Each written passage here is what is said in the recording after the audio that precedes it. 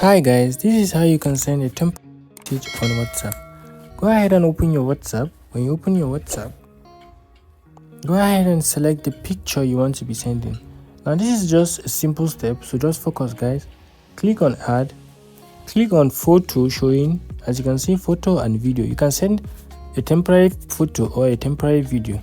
So click on photo and click on the photo you want to be sending.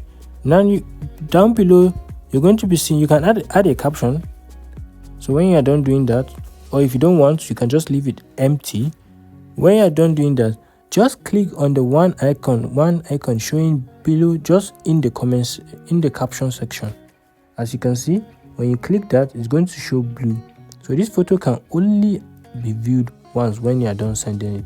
So you click on send, and then the photo is sent. So the user can only click and view once the user view, that is it guys. This person cannot screenshot or screen record what you sent. So if you are sending a view once video or a picture, the person cannot screenshot